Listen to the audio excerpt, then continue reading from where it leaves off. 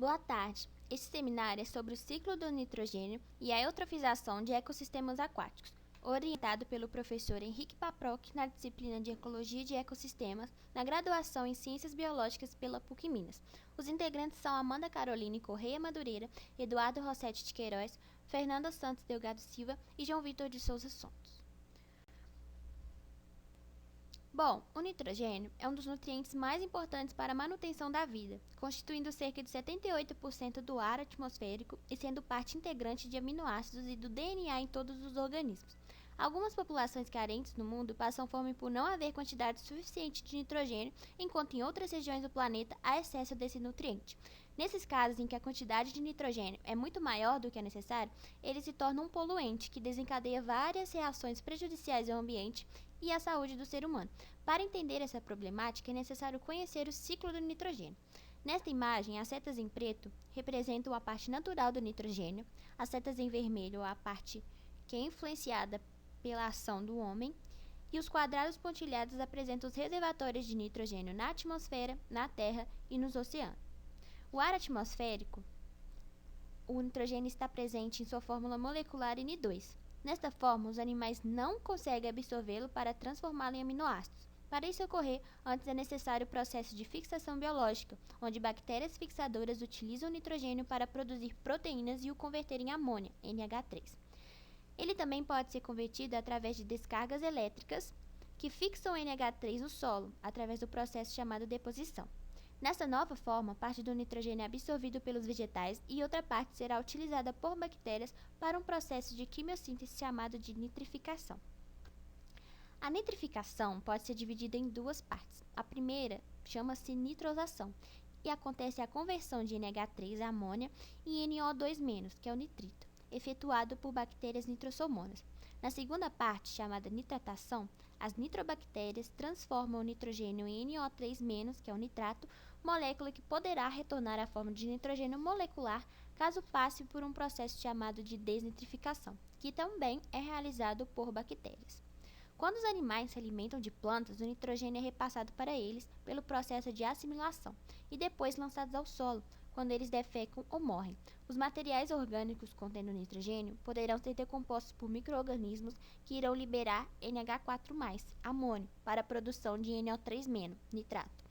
Nessas duas formas, o nitrogênio pode ser utilizado tanto pelos organismos quanto pela indústria. No processo de mineralização, as plantas são decompostas e o nitrogênio orgânico é transformado em NH4, chamado de amônio, que, se passar pelo processo de nitrificação, será convertido em NO3, nitrato. As duas formas são inorgânicas, mas também podem retornar ao tecido vegetal por absorção ou sofrer lixiviação e desnitrificação. Na lixiviação, o nitrato é absorvido para as camadas mais profundas do solo até alcançar cursos d'água, e na desnitrificação, o nitrato passa para a forma gasosa quando há ausência de oxigênio e retorna para a atmosfera. Após a desnitrificação, é pouco provável que o nitrogênio retorne à atmosfera e possa ser biologicamente fixado novamente, porque ele é um gás inerte e rapidamente será dispersado na atmosfera. Naturalmente, o nitrogênio é adicionado aos sistemas aquáticos através da fixação biológica de nitrogênio, conhecido como FBN. Esse processo é vital porque disponibiliza o nitrogênio que antes se encontrava indisponível na atmosfera. E artificialmente o nitrogênio é produzido para a produção agrícola e pecuária. As atividades humanas relacionadas à produção alimentícia e à queima de combustíveis fósseis estão interferindo no ciclo global do nitrogênio, desde a Revolução Industrial, produzindo e inserindo novas formas de nitrogênio nos ecossistemas terrestres e marinhos. A Revolução Verde e os impactos antrópicos. A Revolução Verde foi uma espécie de difusão de técnicas e tecnologias agrícolas que permitiram um grande aumento na produção de alimentos, principalmente em países subdesenvolvidos, especialmente entre 1960 e 1970. Os impactos que a Revolução Verde foi causado pelo ser humano foi a adição dos fertilizantes artificiais ricos em nitrogênio, que aumentou a produção, porém causou impactos aos ecossistemas que vão ser difíceis de recuperação. O acréscimo do nitrogênio fixado impactou no processo de eutrofização. O processo de acidificação do solo foi diretamente influenciado pelo excesso de nitrogênio no solo, e a atuação do nitrogênio artificial nos dois processos citados acima resultou em uma redução da biodiversidade terrestre e aquática. Fixação natural e artificial de nitrogênio. A ação antrópica, relacionada com o grande uso de fertilizantes ricos em nitrogênio, a expansão do plantio intensivo de leguminosas e a combustão de combustíveis fósseis, fez com que a disponibilidade do nitrogênio nos ecossistemas aumentasse significativamente. Esse grande aumento do nitrogênio nos ecossistemas fez com que surgissem locais propícios à eutrofização e uma queda da qualidade do ar devido ao aumento da concentração de óxido nitroso, N2O, nos gases de efeito estufa. O óxido nitroso é cerca de 300 vezes mais potente em sua habilidade de reter calor, e assim contribui para o aquecimento da atmosfera. Os óxidos nitrosos representam uma porção significativa da acidez da chuva e a morte e o declínio de algumas florestas, em parte da Europa e dos Estados Unidos, e isso é atribuído à chuva ácida. Nesse gráfico, a gente tem o tamanho estimado dos reservatórios globais de nitrogênio, o N2, e as estimativas globais de conteúdo de nitrogênio de água doce subterrânea são baseadas na média de concentrações de nitrato em águas doces europeias, concentrações médias de nitrato continental nos Estados Unidos e os volumes globais de água. No primeiro quadrado, onde a gente tem todos os ecossistemas, a gente tem cerca de 4 vezes 10 elevado a 9 teragrama de nitrogênio indisponível na atmosfera. No ecossistema geológico, a gente tem 2,1 vezes 10 elevado a 9 teragrama de nitrogênio biodisponível, ou seja, fixado. No segundo gráfico, a gente tem a parte oceânica, que tem como maior exemplo de biodisponível é o nitrato, que é o NO3-, cerca de 6,6 vezes 10 elevado a 5 teragrama por nitrogênio. Na água terrestre, a gente tem ele mais presente nos lençóis freáticos, nos solos e sedimentos terrestres, tem ele com maior abundância nos solos, e na biosfera ele está biodisponível mais no meio terrestre do que no marinho. E aqui estão os dados. Bom, o nitrogênio artificial foi descoberto no século XX e ele foi tornado disponível para os animais e vegetais através de técnicas que utilizam altas pressões e temperaturas. Isso permitiu a criação dos fertilizantes nitrogenados sintéticos, possibilitando alimentar a crescente população mundial, apesar de ainda existir uma grande parcela de pessoas em situação de fome. O problema é que há muita perda de nitrogênio. Dentre 100 unidades produzidas, cerca de 76 a 96 unidades são perdidas durante o processo. E isso traz consequência da deteriorização do funcionamento dos ecossistemas, pois ocorre vazamento, entre aspas, não é exatamente um vazamento, mas é tipo um vazamento para os lençóis freáticos e para a atmosfera. Ou seja, nesse gráfico aqui, de 100 unidades de fertilizante produzido, quando ele vai ser aplicado, já se perdeu 6 dela. Quando ele vai ser utilizado no meio cultural, já se perdeu 47. Quando vai ser utilizado como ração, já se perdeu 16. Quando vai ser utilizado para os animais, já se perdeu 24 unidades. E quando ele realmente vai ser consumido, só vão restar 4 unidades de fertilizantes de nitrogênio artificial. Bom, a eutrofização de ambientes aquáticos.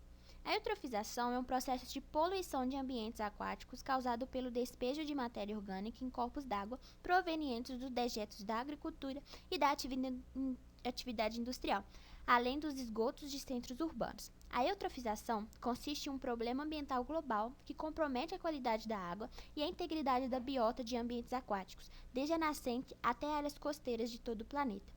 O motivo principal que leva a esse problema, principalmente em ambientes lênticos, é o acúmulo excessivo de nutrientes em um determinado ambiente. Grande parte do acréscimo de nutrientes em ambientes aquáticos vem de esgotos de centros urbanos e da irrigação na agricultura, que, seguindo a descoberta da Revolução Verde, passaram a usar grandes quantidades de fertilizantes nas plantações. Todos os nutrientes vindo dessas atividades estão despejados em ambientes aquáticos, sejam eles rios, lagos e até mesmo lençóis freáticos. Nesse gráfico, a gente tem um período da explosão da eutrofização ao longo dos anos, da quantidade de nitrogênio nos ambientes aquáticos.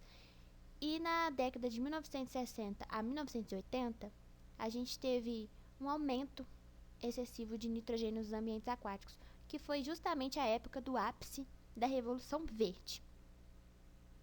O ser humano ele tem grande influência no processo da eutrofização, visto que a população humana causa impactos no ambiente que aumentam as taxas de entrada de nitrogênio e fósforo na biosfera. E os problemas com a eutrofização de corpos d'água doce e oceanos costeiros são globais, com maior intensidade em países emergentes, com exceção de casos isolados nos Estados Unidos e na Europa, onde eles obtiveram sucesso na redução da eutrofização. O processo se inicia com o aumento na quantidade de nutrientes presentes no ambiente, normalmente causado por práticas antrópicas. Geralmente, corpos d'água apresentam baixos níveis de nutrientes, o que gera um controle na população dos produtores, especialmente algas e cianobactérias. Esse controle na população dos produtores permite que a luz do sol penetre até as regiões mais fundas, servindo às plantas bentônicas que poderão realizar a fotossíntese. Entretanto, o aumento desses nutrientes, principalmente nitrogênio e fósforo, faz com que a população dos produtores, anteriormente limitada, comece a crescer de maneira considerável. Inicialmente, a disponibilidade de alimento para os seres heterotrófos aumentará, porém a troca gasosa entre o ambiente em questão e a atmosfera é reduzida. E a razão para a troca gasosa e disponibilidade de oxigênio reduzir no ambiente é o próprio aumento populacional das algas e cianobactérias, que começam a impedir que a luz do sol chegue até o fundo do ambiente para as plantas bentônicas, o que dificulta seu desenvolvimento.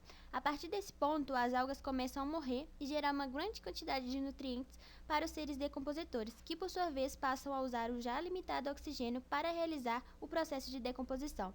A falta de oxigênio leva à morte dos seres heterotrófos e de plantas, aumentando ainda mais a quantidade de matéria orgânica para ser decomposta. Ao final do processo, praticamente não há mais vida no ambiente, sobrando apenas os seres anaeróbicos, protozoários e fungos, que realizam processos que liberam enxofre, dando um odor desagradável ao ambiente. As consequências desse processo de eutrofização para o ser humano é a contaminação por neurotoxinas e hepatotoxinas, aumento na dificuldade do tratamento da água e o surgimento de doenças pela ingestão constante de água nitrogenada. Uma doença conhecida é a metamoglobinemia, ou então cianose, que é o azulamento dos membros devido à falta de oxigenação. O nitrogênio e a agricultura no Brasil. Dada a importância da fixação biológica no nitrogênio, o Brasil começou a desenvolver tecnologias para a seleção de bactérias que auxiliam na eficiência da FBN. O resultado disso foi a criação de um produto chamado inoculante. Os inoculantes apresentam um ganho econômico para quem os utiliza. Além de contribuir de maneira significativa para o meio ambiente, cada 1 kg de nitrogênio aplicado em uma lavoura emite cerca de 4 kg e 200 gramas de gases de efeito estufa, enquanto as emissões pelo uso dos inoculantes são insignificantes. A tecnologia foi desenvolvida pelo Instituto de Biologia e Pesquisa Tecnológicas, o IBPT. O aumento na demanda alimentar leva a uma intensificação cada vez maior na agricultura por segurança alimentar e pelo uso continuado de fertilizantes sintéticos e inseticidas para maximizar a produção. Orçamentos e estoques de nitrogênio. O orçamento de nitrogênio é composto do valor de sequestro do nitrogênio pelo valor da emissão do mesmo. No orçamento, o sequestro é dominado pela fixação biológica do nitrogênio, com uma pequena contribuição natural vinda de descargas elétricas, rochas superficiais e, por fim, uma contribuição cada vez maior das atividades humanas. A tabela mostra as diferenças relacionadas ao nitrogênio entre o período pré-industrial, colunas cinzas, e o período moderno, com indústria e agricultura, que são as colunas brancas, e os trabalhos de autores como Galloway em 2004 até Eng et al. Em 2019. No orçamento terrestre, os reservatórios terrestres recebem novas cargas de nitrogênio biodisponíveis através da fixação natural e artificial de N2 e perde nitrogênio para a atmosfera pelos processos de desnitrificação e emissão de nitrogênio reativo. Antes da era industrial, a única forma eficiente de fixação de nitrogênio era por meio de processos biológicos naturais, com estimativa de sequestro de aproximadamente 110 a 130 teragramas de nitrogênio por ano, sendo 5 teragramas de nitrogênio por ano provenientes de descargas elétricas e cerca de 14 a 34 teragramas de nitrogênio por ano por intemperismo. A ação antrópica, no entanto, dobrou a fixação global de nitrogênio no último século. As medidas para o acréscimo por fertilizantes industriais é de 120 teragramas de nitrogênio por ano, enquanto que a emissão de óxido nitroso por meio da queima de combustíveis fósseis adiciona mais 40 teragramas de nitrogênio por ano. No orçamento marinho, é caracterizado pelo sequestro natural do nitrogênio por meio da fixação biológica, da deposição atmosférica de rios, com a emissão sendo feita através da desnitrificação, da oxidação da amônia e pela sedimentação. Estudos recentes estimam um valor global de 160 teragramas de nitrogênio por ano, com uma margem de 30% de incerteza, valor que é levemente maior que as estimativas anteriores de 140 teragramas de nitrogênio por ano. A forma mais importante da perda permanente de nitrogênio dos reservatórios marinhos é pela desentrificação e sedimentação, com valores variando de 200 a 280 teragramas de nitrogênio por ano. A desentrificação nos oceanos pode aumentar com o aquecimento global, o que levará a uma redução generalizada dos suprimentos de oxigênio, o O2. O impacto das atividades humanas no orçamento do nitrogênio nos oceanos ainda é impreciso. O transporte atmosférico e deposição de nitrogênio provenientes de ecossistemas terrestres nos oceanos é a principal forma das atividades humanas impactarem no ciclo do nitrogênio marinho. Uma estimativa recente, de 2005, sugere 39 teragramas de nitrogênio por ano, sendo 70% vindo das atividades humanas. Bom, nesse gráfico a gente pode ver como o oceano tem uma grande concentração de nitrogênio fixado, na forma de nitrato. Porém, a maior parte desse nitrogênio fica alojado em grandes profundidades. As soluções para a eutrofização é a remoção e tratamento da água em contato com sedimentos ricos em nutrientes. A remoção desses sedimentos pode ser através da flotação, coagulação ou filtração. Também deve ocorrer a remoção de fósforo por adição de ferro ou sais de alumínio ou cálcio através da oxidação. Também deve ocorrer a remoção de toxinas da água através do uso de químicos, a remoção manual de algas, a adição de oxigênio na água e o controle biológico. Essas são as nossas referências bibliográficas e eu espero que vocês tenham gostado.